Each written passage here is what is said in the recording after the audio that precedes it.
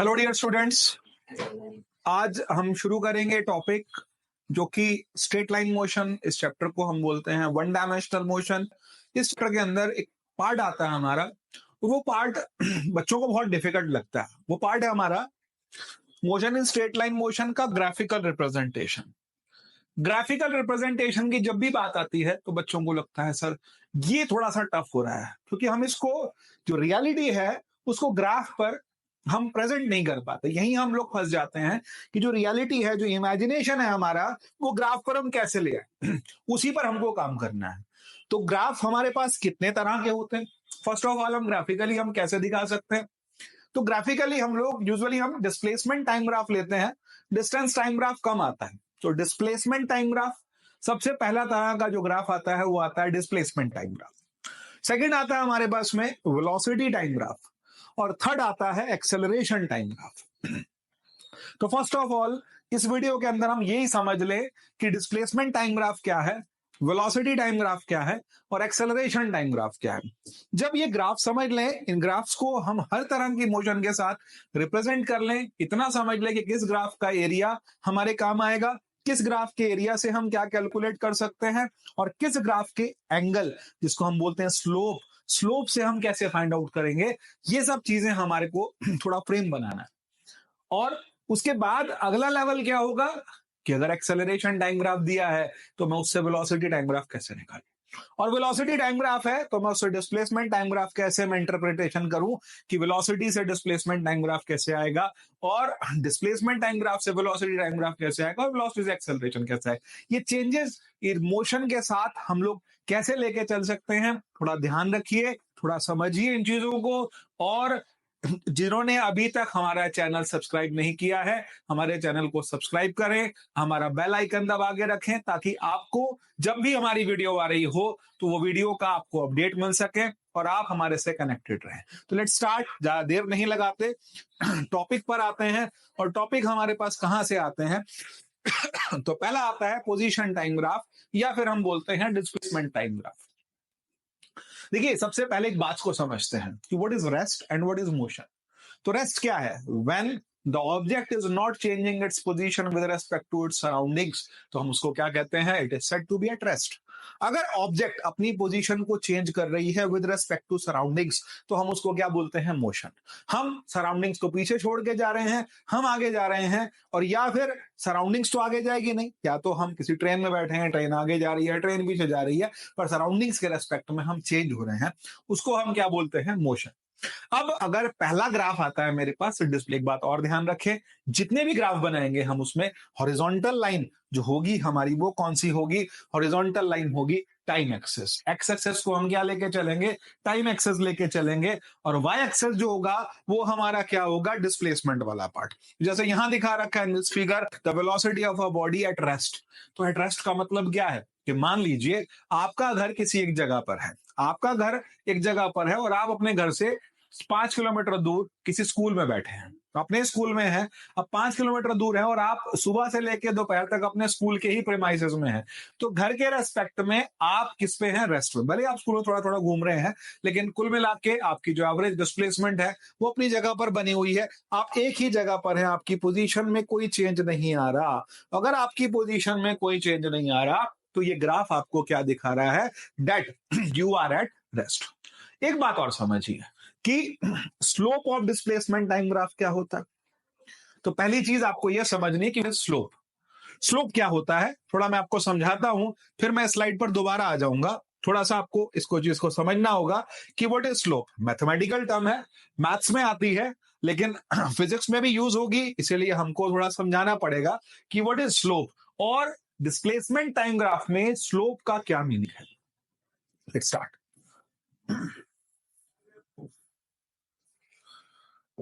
मान लिया coordinate axis है, एक्स एक्सिस, वाई एक्सिस।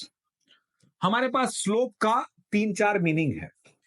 तो पहला मीनिंग आता है स्लोप, दूसरा वर्ड आता है मेरे पास ग्रेडियंट, और इसी का एक और मतलब आता है जिसको हम क्या दिखाते हैं? Tan theta. स्लोप मतलब टैन थीटा का मतलब ये लाइन पॉजिटिव एक्स एक्सिस के साथ क्या एंगल बना रही है? इस एंगल का tangent. Tangent of this angle will be slope. तो स्लोप या ग्रेडियंट हमने किससे दिखा दिया? tan थीटा से दिखा दिया। अब सिर्फ ऐसे दिखा सकते हैं, यही मेथड है। अब tan थीटा को हम क्या बोलते हैं? तो tan थीटा आप समझिए कि tan थीटा को हम क्या लेके चलते हैं? तो हम लोग tan थीटा को लेके चलते हैं फिजिक्स के, मैथ्स के हिसाब से tan थीटा क्या होता है भाई? tan थीटा होता है परपेंडिकुलर अपॉन बेस। थोड़ा सा आपको पेशेंस के साथ इस चीज को समझनी पड़ेगी कि यार स्लोप क्या है। तो स्लोप का मतलब tan थीटा, tan थीटा का मतलब ये पार्ट परपेंडिकुलर, ये पार्ट बेस। परपेंडिकुलर वाला पार्ट और बेस वाला पार्ट अगर मैं ले लेता हूं तो मैं उसको tan थीटा कहता हूं, उसको मैं P अपॉन बी कहता हूं। और इसी के हिसाब से अगर कोऑर्डिनेट एक्सिस के अंदर लेके चलता हूं, और कोऑर्डिनेट एक्सिस में मेरे पास दो एक्सिस हैं, एक्स एक्सिस और वाई एक्सिस। मेरे पास दो कोऑर्डिनेट आ गए, x1 y1 और x2 y2। मैं आपको मैथ्स में क्यों ले जा रहा हूं? क्योंकि मैथ्स आपको थोड़ी थोड़ी समझनी पड़ेगी इस चीज के लिए। अब ये वाला पार्ट मेरे पास डिस्टेंस कितना है? x1, और ये वाला डिस्टेंस कितना है? x2। ऐसे ही ये डिस्टेंस कितना है? y1, and the upper one is what? y2। तो इसका मतलब ये कितना बचा मेरे पे? y2 minus y1। और ये कितना बचा? x2 minus x1। तो परपेंडिकुलर मेरे पे कितना आ गया? y2 minus y1। बेस कितना आ गया? x2 minus x1। तो मैथ्स के कोऑर्डिनेट ज्योमेट्री के हिसाब से स्लोप क्या आती है? y2 minus y1 upon x2 minus x1। Perpendicular upon base, तो स्लोप। अब डिस्प्लेसमेंट टाइम ग्राफ के अंदर स्लोप का क्या मीनिंग लेके चलूंगा, जरा उस बात को भी समझ लेते हैं कि डिस्प्लेसमेंट टाइम ग्राफ के अंदर मैं स्लोप को क्या लेके चलूंगा। अब इसको थोड़ा समझते हैं हम लोग। स्लोप परपेंडिकुलर अपॉन बेस है, हमने आपको बता दिया। ये ग्राफ है, इस ग्राफ में ये पोजीशन है, इनिशियल पोजीशन है। इसको ग्राफ को हम ऐसे बना लेते हैं, मान लिया। थोड़ा सा प्रैक्टिकली बनाने की कोशिश करेंगे। और एक बात और, ग्राफ वाले क्वेश्चंस को सिर्फ देखना नहीं, ग्राफ वाले क्वेश्चंस को बनाना है। अगर आपको थोड़ा सा भी लग रहा है कि मुझे क्लियर नहीं हो रहा, प्लीज बनाइए इसको। जब आप बनाएंगे तो आपके दिमाग के थ्रू, हाथ के थ्रू चीजें जो आपको याद होंगी। ये हैबिट छोड़िएगा कि लिखना नहीं है, लिखने की आदत डालिए। चाहे कॉपियां भरनी पड़े, चाहे आपको रफ कॉपी रिसाइकल पेपर रखना पड़े, कुछ भी करना, कीप राइटिंग, लिखो। लिखने से क्या होगा? आपको तैयारी होगी, कॉन्फिडेंस आएगा, आपको याद रहेगा। डायग्राम देख के नहीं हो पाते, डायग्राम बनाने से होते हैं, लिखने से होता है। मान लिया आपके पास टाइम दिया है, यहां टाइम आपने सेकंड्स में ले लिया, और यहां आपने डिस्प्लेसमेंट ले लिया, मान लिया 2 metre, 4 metre, 6 metre, 8 metre, 10 metre आपने डिस्प्लेसमेंट ले लिया। आपके पास एक पोजीशन है ये वाली, और आप थोड़ी देर बाद पोजीशन 8 पर पहुंच गए। और कितनी देर में आप पहुंच गए? ये आपके पास में बेस वाला पार्ट, परपेंडिकुलर वाला पार्ट, आप कैसे कैलकुलेट करेंगे स्लोप? ये 8 है, ये 2 है, तो ये कितना बचा? 6। ये 4 है, ये 1 है, तो ये कितना बचा? 3। तो स्लोप, स्लोप से आप क्या फाइंड कर पाएंगे? वेलोसिटी। तो यहां पर velocity equal to slope equal to perpendicular is 6, base is what? 3। The velocity is coming 2 metres per second. आपके पास वेलोसिटी की वैल्यू कितनी आ गई? 2 मीटर पर सेकंड। अब इस बात को समझते हैं कि हमारे पास मान लिया ग्राफ आ रखा है, और ग्राफ किस तरीके से दिया है? ग्राफ के अंदर आपको ऑब्जेक्ट एट रेस्ट का केस, यही लेके चल रहे थे ना, ऑब्जेक्ट एट रेस्ट का केस। तो ऑब्जेक्ट एट रेस्ट का मतलब क्या हो गया? कि it is parallel to x axis, it is a parallel to time axis. Time यही का यही रह गया।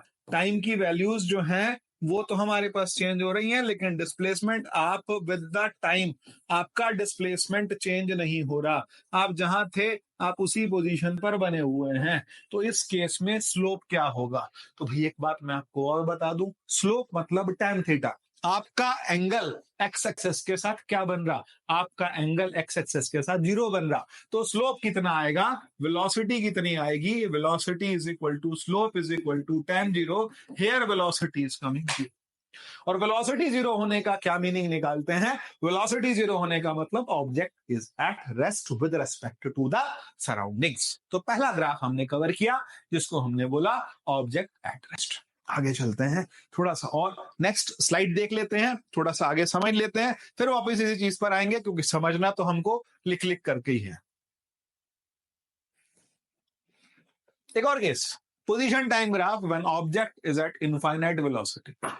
तो भाई इनफाइनाइट वेलोसिटी तो होती नहीं सर, इनफाइनाइट वेलोसिटी तो होती नहीं, आप ऐसे कैसे बना रहे इनफाइनाइट वेलोसिटी? मैं मानता हूं इनफाइनाइट वेलोसिटी नहीं होती, लेकिन आप इतना समझें कि वेलोसिटी किसी ऑब्जेक्ट की बहुत तेजी से बढ़ गई। इमेजिन तो कर सकते हैं, इमेजिन तो हो सकता है। अब वो इमेजिनेशन को मैं कैसे दिखाऊं? इससे पहले वाले में ग्राफ कैसे जा रहा था ऐसे, इस वाले में ग्राफ कैसे जा रहा है वर्टिकल। वर्टिकल का मतलब इसका एंगल कितना बना, इसका एंगल बन रहा है 90 डिग्री, ये एंगल मेरे पे 90 आ गया, और अगर एंगल 90 आ गया तो स्लोप कितना होगा, tan 90, और tan 90 का मतलब वेलोसिटी कितनी है, इनफाइनाइट। वैसे अगर किसी एग्जाम में, कॉम्पिटिटिव एग्जाम में या किसी भी एग्जाम में अगर ऐसा ग्राफ आ जाता है तो this is not possible practically, this is not possible, आपको ये चीज मिलेगी नहीं प्रैक्टिकली।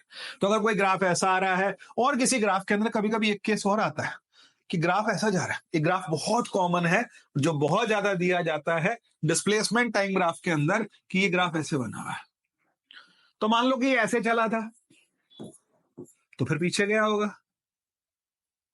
अच्छा नहीं सर, ऐसे नहीं बना था, हमने तो ऐसे बनाया था, उल्टा दूसरे तरीके से हम ऐसे चले थे सर, ये तब भी देख लो आपका टाइम वापस आ रहा, तो टाइम कभी वापस आया क्या, नहीं, तो वो ऑप्शन होगा ही नहीं, ऑप्शन विल बी डिस्कार्डेड, वो ऑप्शन आपका टिक में आना ही नहीं, वहां गोला मत बनाना भाई। चलिए, अब practically this is not possible, ये डिस्क्लेमर हमने आपको साथ साथ दे दिया, लेकिन एक ब्रेनस्टॉर्मिंग के लिए, एक चीज को समझने के लिए आपने दो तरह के ग्राफ समझ लिए, ऑब्जेक्ट एट रेस्ट और दूसरा केस क्या आ गया, object moving with constant velocity. अच्छा, अब नेक्स्ट पार्ट पर आते हैं, थोड़ा सा और अपना दिमाग भी लगा लेते हैं, एक केस जो प्रैक्टिकल है, object moving with constant velocity. कौन सा केस लिया मैंने, कांस्टेंट वेलोसिटी। अब थर्ड केस पर आ गए, एक तो था ऑब्जेक्ट एट रेस्ट, दूसरा था ऑब्जेक्ट की वेलोसिटी भाई तुमने इनफाइनाइट कर दी। अब तीसरा केस क्या है, ऑब्जेक्ट इज मूविंग, कैसे मूविंग, वो कहता है कांस्टेंट वेलोसिटी।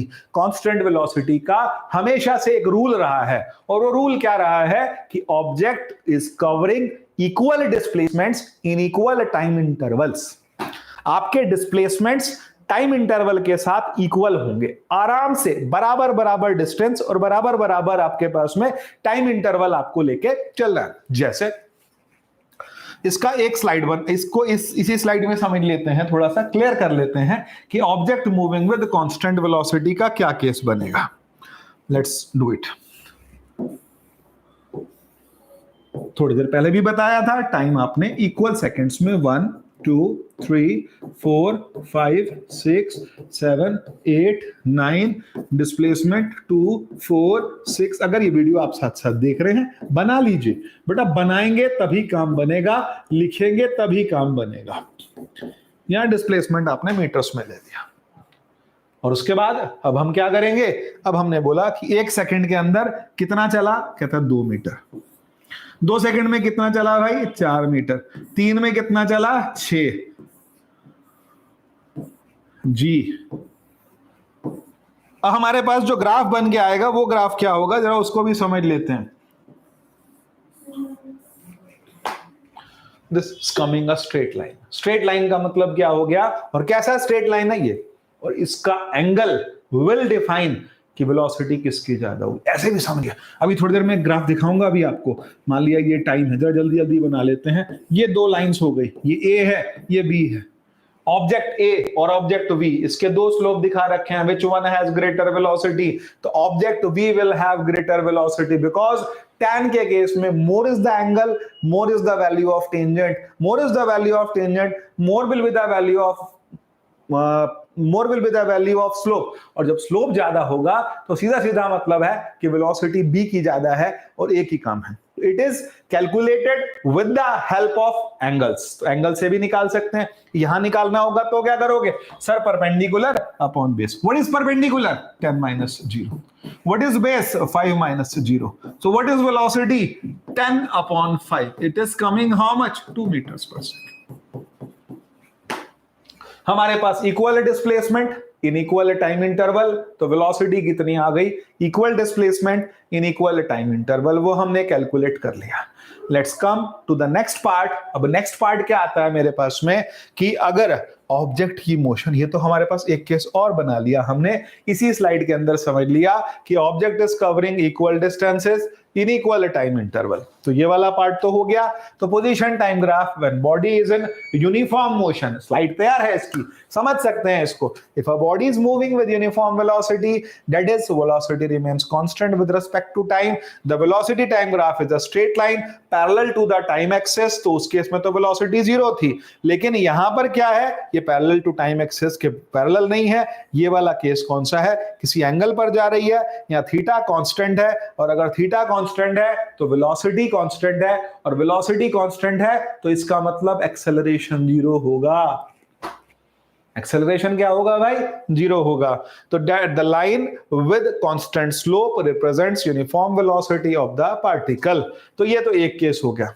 अब हम चलते हैं किस पर, क्वेश्चन सीधा सीधा तो आएगा ही ना, इतना तो होगा, इतना तो आपको भी समझना पड़ेगा कि क्वेश्चन कभी भी भैया सीधा नहीं आएगा, क्वेश्चन तो थोड़ा घुमा फिरा के दिया जाएगा। अब एक रैंडम मोशन का क्वेश्चन आता है। रैंडम मोशन को हम समझते हैं। रैंडम मोशन का दो क्वेश्चन आते हैं। एक तो आता है बहुत फेमस सा क्वेश्चन है, madam starts from her house at 9 AM, reaches her office at 9:30, she goes by walking, she stays at office till 5 PM, then she takes an auto and comes back to her home. तो इसका मतलब क्या हुआ, पहले madam गई थी, फिर वहां रुकी, फिर वापस आई। ये वाला केस कौन सा होगा, इसका ग्राफ कैसा बनेगा, तो इसका मतलब अगर आपने टाइम ले लिया इधर और यहां आपने डिस्प्लेसमेंट ले लिया, मान लिया उनका ऑफिस 6 किलोमीटर दूर है, तो पहले आप चले गए, फिर आप रुके, फिर आप वापस आ गए। ये कौन सा केस है, रैंडम मोशन। और रैंडम मोशन कैसे होती है, सबसे ज्यादा बेकार खतरनाक रैंडम मोशन कौन सी होती है, उसमें एक क्वेश्चन आता है। आज उस क्वेश्चन को करते हैं, थोड़ा समझिएगा ध्यान से, बहुत पेशेंस के साथ समझिएगा। क्वेश्चन मैं ऐसे ही वर्बली सुना देता हूं, शायद आप समझ जाएंगे। आप लोग की बुक्स में भी हैं क्वेश्चन इस तरीके के, लेकिन समझिए क्वेश्चन क्या है।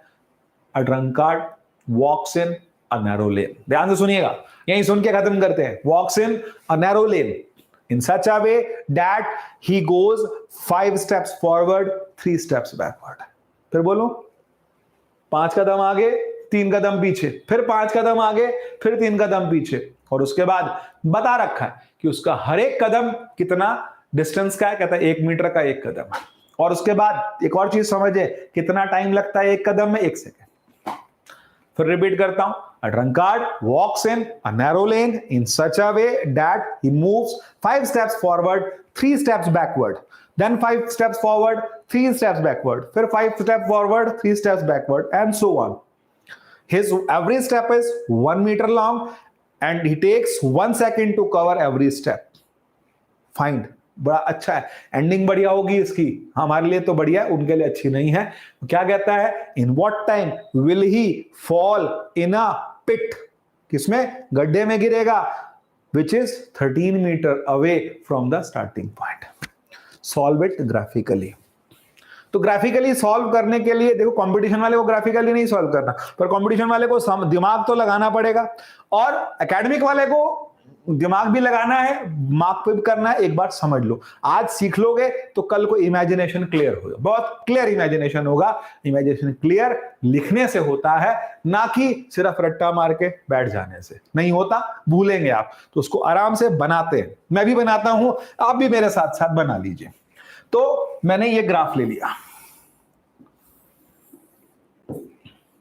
इसमें इंटरवल्स ले लेता हूं, कितने कितने इंटरवल्स लेने, तो कहता है ये गया कितना आगे और गया कितना पीछे। तो हम लोग इसके लिए एक काम करते हैं, 2 मीटर, 4 मीटर, 6 मीटर, 8 मीटर, 10, 12, 14, 16 दिखा दिया, बाकी के भाई गड्ढे में तो गिरना ही है, इतनी बात तो प्लान्ड है।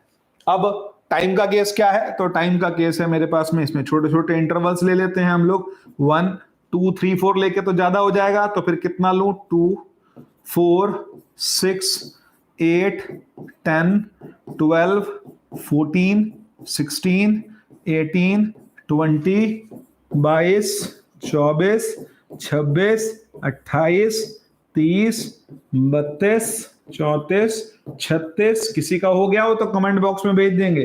38, 40, अगर किनसे क्वेश्चन हो जाए तो भेज देंगे, बता देंगे कि मेरा जल्दी हो गया, मैं कर पाया इस चीज को, आपका कमेंट आ सकता है। अब आप इसमें समझिएगा कि वो कैसे कैसे इंटरवल्स कवर करेगा। तो कहता है पहले स्टेप में 5 मीटर दूर गया वो, 5 सेकंड लगेंगे उसको हर एक स्टेप के लिए, 5 सेकंड लगे, 5 मीटर दूर गया वो। उसके बाद फिर वापस आया, कितना, 5 कदम आगे गया, 3 कदम पीछे आया, तो इसका टोटल कितना गया, 2।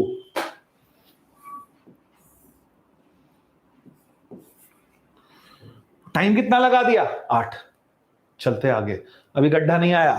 उसके बाद फिर कहां जाएगा, 2 से 2 + 5 7, तो इसका मतलब 8 + 5 13 सेकेंड्स तक वो आगे जाएगा। बनाना पड़ेगा और बहुत पेशेंस के साथ बनाना पड़ेगा। फिर वापस आएगा, वापस आने में कितना टाइम, कितना डिस्टेंस ट्रेवल करेगा, 3 मीटर पीछे आ रहा। अब 3 मीटर पीछे आने का मतलब 3 सेकंड उसने और लगा दिए, तो 13 + 3 16, और हमारे पास चला कितना, चला बस यहां तक। फिर वापस, फिर आगे चलना है दोबारा से। अब हम 4 पर पहुंचे तो 4 + 5 कितना हो गया मेरे पास, 9, और 16 में 5 ऐड किया तो कितना डिस्टेंस हो गई, कहता है 21, टाइम आ गया 21 सेकेंड्स। फिर वापस जाएगा, हाँ जी, फिर वापस जाएगा। अब आप कहां वापस जाएंगे, तो 9 में से आपने 3 माइनस कर दिया, अब आप 6 पर जाएंगे, और ध्यान से समझिएगा। और आपका जो डिस्टेंस हुआ वो टाइम कितना हो गया, पहले 8 सेकंड, 16 सेकंड, और अब आप आ गए 24 सेकंड पर वापस। और हमने चले कितने, 6। चलो भाई आगे चलते हैं, थोड़ी सी पेशेंस रखिए, फिर आगे चलेंगे हम लोग। अब 6 + 5 11 हो गया मेरे पास में, मैं 11 की डिस्टेंस पर पहुंचा, मेरे को 5 सेकंड लगेंगे, तो 24 + 5 29 सेकंड पर मैं यहां पहुंचा। आप स्केल यूज रख सकते हैं, आप थोड़ा आराम से बना लीजिएगा, 29 सेकेंड्स। फिर वापस आते हैं, अब कितने पे आएंगे, कहता है अब हम पहुंच गए फाइनली 8 पर, और 8 पर पहुंचने का मतलब 32 सेकेंड्स। तो इसका मतलब हर 2 मीटर के लिए आप कितना चल रहे हैं, 8 सेकेंड ले रहे हैं, हर 2 मीटर के लिए 8 सेकेंड, 32 पे आप पहुंचे। और यहां से पहुंचने के बाद 8 मीटर के बाद फिर वो भाई चलेगा, और वो कहां पहुंचेगा, 13 पर पहुंचेगा। 32 + 5 13 का मतलब 32 + 5 कितना सेकंड हो गया, कहता 37 सेकंड। और 13 मीटर पर वो जब जाके बैठता, गिरता है, तो किसमें गिरेगा, गड्ढे में। गड्ढा कहां पर है, तो कहता है गड्ढा जो है, पिट जो है वो कितनी डिस्टेंस पर है, तो कहता है पिट उसकी जो है वो 13 मीटर पर। वापस आएगा, नहीं, अब गिर गया। कितना टाइम लगा, 37 सेकंड। आंसर आ गया, आंसर आ गया। इसे आप अब अपने अंदाजे से भी कर सकते हैं, और हमेशा एक ही क्वेश्चन नहीं आएगा, क्वेश्चन चेंज हो सकता है। लेकिन ये जो ग्राफ दिखा रहा है, इस ग्राफ से इमेजिनेशन समझिए कि ये गया कैसे, ऊपर फिर नीचे, फिर ऊपर फिर नीचे। तो what is he trying to show, what is this graph trying to show, this graph is showing a random motion. ये दिखा रहा है रैंडम मोशन। रैंडम मोशन समझते हैं कि नहीं समझते, आगे जाना पीछे आना, फिर आगे जाना पीछे आना, दिस इज रैंडम मोशन। ये रैंडम मोशन हमने दिखाई। अब और आगे चलते हैं, थोड़ा सा और आगे की तैयारी करते हैं। इस डायग्राम को मैं हटा देता हूं, और अब आता है एक्सेलरेटेड मोशन। आपने घर से निकले और एक्टिवा उठाई, और एक्टिवा उठा के उसका कान अच्छे से मरोड़ दिया, तो वो कौन सा केस है, तो वो कहता है एक्सेलरेटेड मोशन का केस है। अब इसने किस पे आ गया, तो कहता है ये एक्सेलरेटेड मोड पे आ गया। वेलोसिटी बढ़ाएगा भाई, अब ये गली से बाहर निकल गया, हाईवे पे आ गया, अब ना मम्मी देख रही ना पापा, अब इसने वेलोसिटी बढ़ानी है। तो ये कौन सा केस है, यूनिफॉर्म एक्सेलरेटेड मोशन। अब यूनिफॉर्मली एक्सेलरेटेड मोशन को ग्राफ में कैसे दिखाएं, इसको दिखाने से पहले एक छोटा सा क्वेश्चन सॉल्व करते हैं। क्वेश्चन कैसे अपने आप बनाते हैं, लेट्स मेक अ क्वेश्चन, अपने आप बुद्धि लगाते हैं कि ग्राफ ऐसे जाएगा, ये ग्राफ ऐसे जाएगा। ये भी कंफ्यूजन है बच्चों को, ये ग्राफ ऐसे जाएगा, ये ग्राफ ऐसे जाएगा। उन्होंने तो रॉकेट बना दिया, पर ग्राफ रॉकेट कैसे बनेगा वो भी देखना पड़ेगा। तो एक काम करते हैं कि डिस्प्लेसमेंट टाइम ग्राफ के लिए मैं एक इक्वेशन उठा लेता हूं। हमारे पास 3 इक्वेशंस ऑफ मोशन होती हैं। 3 इक्वेशन और मोशन के अंदर जो डिस्प्लेसमेंट और टाइम का रिलेशन है वो सेकंड इक्वेशन में आता है, और second equation is s = ut + ½ at²। तो s is equal to u t plus half a t square का मतलब क्या हो गया, when t is equal to rest 0, तो s कितना आ गया मेरे पास, हाफ एटी स्क्वायर।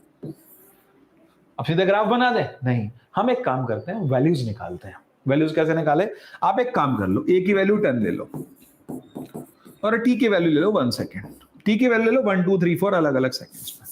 तो फिर इक्वेशन क्या बनी आपकी, 10/2 कितना हो गया, 5t स्क्वायर।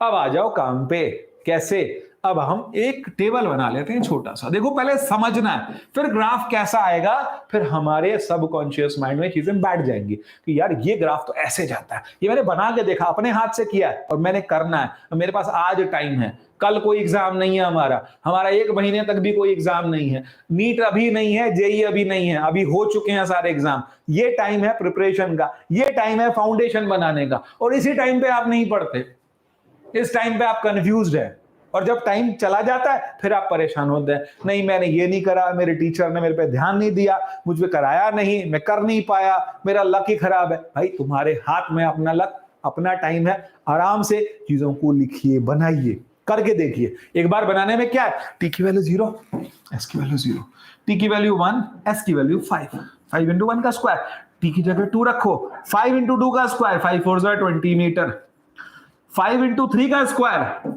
45, 5 इंटू 4 का स्क्वायर 80 मीटर्स, 5 इंटू 5 का square 125 metres. So what I am doing,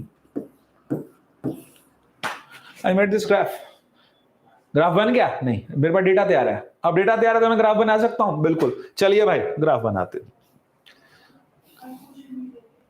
displacement है मेरे पास में, और दूसरी चीज है मेरे पास टाइम है, स्ट्रेट लाइन, ये टाइम एक्सेस, टाइम सेकंड्स में लिया मैंने, डिस्प्लेसमेंट लिया मैंने।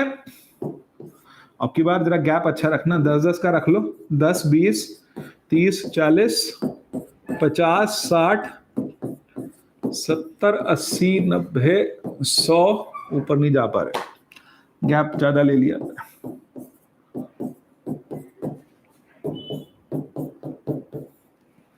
हाँ जी, 1 सेकेंड में 5 मीटर, 2 सेकेंड में कितना था, 5 इंटू 2 का स्क्वायर 20, 3 सेकेंड में कितना हुआ था 45, 4 में कितना हुआ था 80। ये ग्राफ कैसे जा रहा है,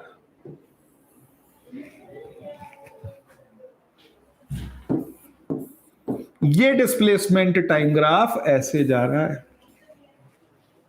ध्यान रखिएगा, डिस्प्लेसमेंट टाइम ग्राफ अपवर्ड जा रहा है। ये कौन सा केस है, ये केस है हमारे पास uniformly accelerated motion, velocity is increasing, and if you try to find the slope at every position, अगर आप इस पोजीशन पर स्लोप निकालेंगे, इस पोजीशन पर निकालेंगे, इस पोजीशन पर निकालेंगे, you will find different values of slope। यहां पर जब आप टेंजेंट बनाएंगे तो ये टेंजेंट कुछ और होगी, यहां टेंजेंट कुछ और होगी, यहां टेंजेंट कुछ और होगी, यहां टेंजेंट कुछ और होगी, टेंजेंट के जो स्लोप के वैल्यूज हैं वो डिफरेंट होंगे। इसका मतलब वेलोसिटी के वैल्यूज भी क्या होंगे, डिफरेंट होंगे, velocity will not be same, and this is uniformly accelerated motion. अब दिमाग में एक क्वेश्चन और आ रहा होगा कि सर एक्सेलरेशन का ग्राफ ऐसा है तो रिटार्डेशन का कैसा होगा, करें एक बार, करके देखते हैं, समझते हैं इस चीज को कि यार एक्सेलरेशन का ऐसा है तो रिटार्डेशन का कैसा होगा, विल डू इट। चलिए एक बार करते हैं, आई थिंक ये क्लियर है। किसी को प्रॉब्लम आता है आप मैसेज डाल दीजिए, एक छोटा सा मैसेज डाल दीजिए, फोन नंबर एक ही लिखा है और वो मेरा है, और हो ही नहीं सकता कि आपको रिस्पॉन्ड ना आए, आपको रिप्लाई ना आए, रिप्लाई आएगा। तो आपको कोई भी प्रॉब्लम आती है आप व्हाट्सएप पे पूछ सकते हैं, आप साइट पे जाके देख सकते हैं, आप बहुत मेथड्स हैं कांटेक्ट करने के, तो आप पूछ सकते हैं। आगे चलते हैं, नेक्स्ट पार्ट पर आते हैं। अब मेरे पास एक रिटार्डेड मोशन वाला ग्राफ बना दूं ताकि मैं आपको बता दूं कि एक्सेलरेशन कैसे जा रहा है और रिटार्डेशन कैसे जा रहा है, और सबसे ज्यादा इंपॉर्टेंट पार्ट था मेरा जो रैंडम मोशन समझाना था, वो समझना। एक और चीज, थोड़ा सा इसमें एक चीज अभी थोड़ा रुक के और भी करा दूंगा कि अगर आप आगे जाते हैं और आप पीछे आते हैं तो वापस आने का ग्राफ कैसे जाता है, वापस आने का ग्राफ बच्चे ऐसे जाता है। अगर आप आगे गए तो पॉजिटिव, पीछे आए तो नेगेटिव, आगे जाने का ग्राफ ऐसे है तो वापस आने का ग्राफ ऐसे है। ग्राफिकली हम डिस्प्लेसमेंट टाइम ग्राफ बताते हैं। एक चीज मैं आपको और बता दूं, for a moving body displacement can be positive, displacement can be negative, displacement can be zero. Displacement zero भी हो सकता है, डिस्प्लेसमेंट पॉजिटिव भी हो सकता है, डिस्प्लेसमेंट नेगेटिव भी हो सकता है। अगर आप आगे गए तो डिस्प्लेसमेंट पॉजिटिव, आप पीछे आए डिस्प्लेसमेंट नेगेटिव, आप वहीं रुके रहे तो displacement zero. There are 3 different cases, तो वहां पर डिस्प्लेसमेंट पॉजिटिव नेगेटिव। फिर आप कहोगे सर आपने अभी एक वर्ड यूज किया, for a moving body displacement can be zero, तो अगर मूविंग है तो डिस्प्लेसमेंट, हाँ ना, है ना, इस पर्टिकुलर सेकंड पर इसका डिस्प्लेसमेंट जीरो हो गया, अब ये फिर घूमेगा, फिर वापस आएगा, जब इस पोजीशन पर आएगा फिर इसका डिस्प्लेसमेंट क्या होगा, जीरो होगा, फिर घूम के इस पोजीशन पर आएगा, फिर उसका डिस्प्लेसमेंट क्या होगा, जीरो। तो मूविंग बॉडी के लिए भी डिस्प्लेसमेंट जीरो हो सकता है, मूविंग बॉडी के लिए डिस्प्लेसमेंट पॉजिटिव हो सकता है सॉरी, मूविंग बॉडी के लिए डिस्प्लेसमेंट नेगेटिव हो सकता है। तो हमारे पास ये सारे मेथड्स क्लियर होने चाहिए। अब एक ग्राफ पर और आते हैं, और वो ग्राफ है रिटार्डेड मोशन का। कैसे करें भाई, रिटार्डेड मोशन का ग्राफ कैसे बनाएं सर?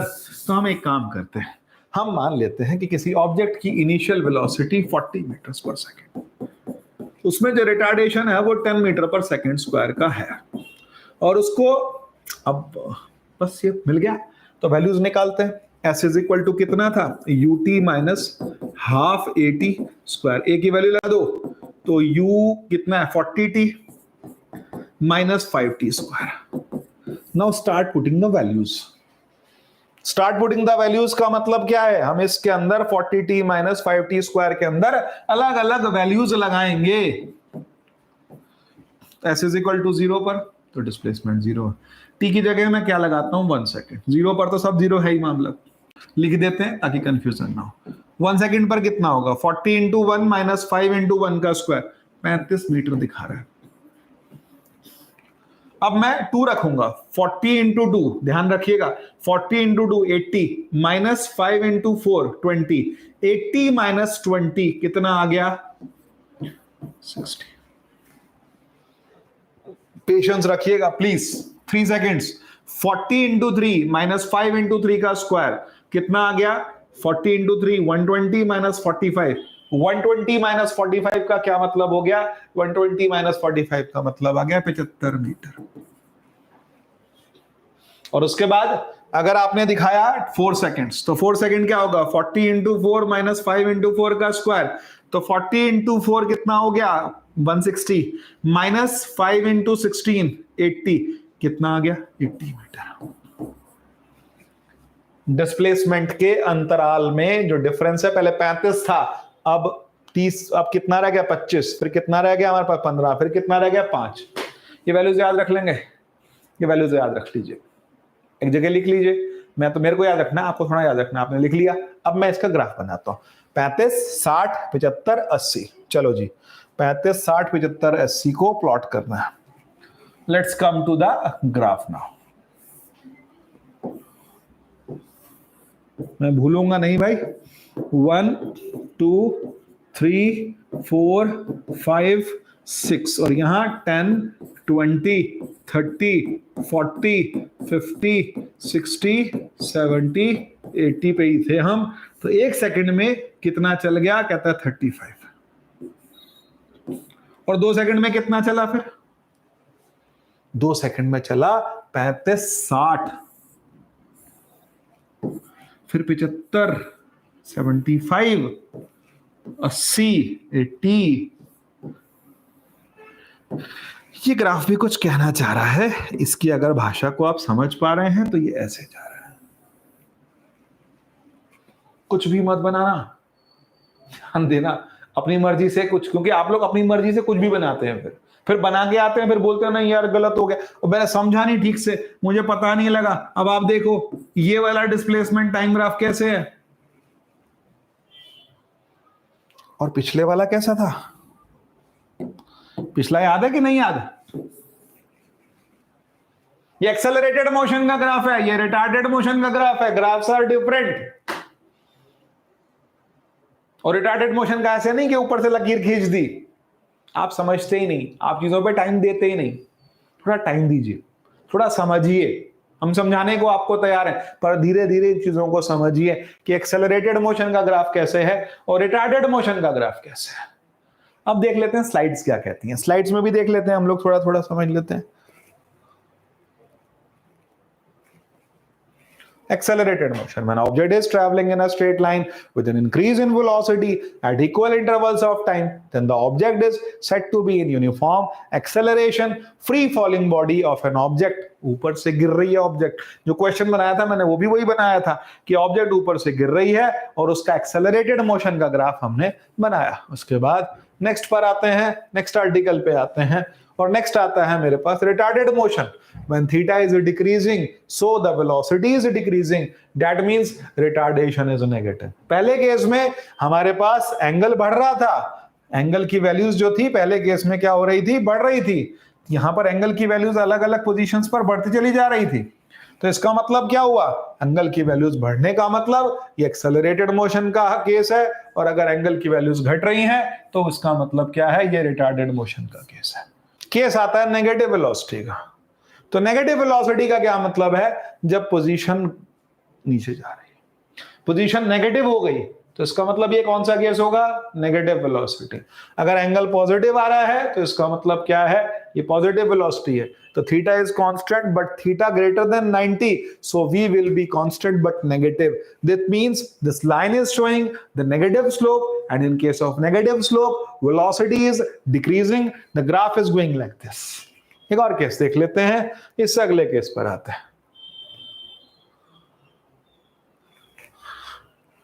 ये रैंडम मोशन है, हम बता दिया हमने आपको, position time graph when body subjected to different velocity. अलग अलग पोजीशंस पर अलग अलग एंगल्स आ रहे हैं इसकी मोशन के, तो इसको हम क्या बोलते हैं कि ऑब्जेक्ट की पोजीशन जो है या डिस्प्लेसमेंट जो है वो डिफरेंट आ रहे हैं। तो इसीलिए अभी आपको इतना ही समझना है, इतने पार्ट पर ब्रेनस्टॉर्मिंग करिए कि हमारा डिस्प्लेसमेंट टाइम ग्राफ का ग्राफ कैसे हो सकता है, पॉजिटिव स्लोप का क्या केस होगा, नेगेटिव स्लोप का क्या केस होगा, एक्सेलरेटेड मोशन का क्या केस होगा, रिटार्डेड मोशन का क्या केस होगा। ठीक है, पढ़ाई कीजिए, थोड़ी मेहनत कीजिए, अपनी फाउंडेशन स्ट्रांग कीजिए। Thank you.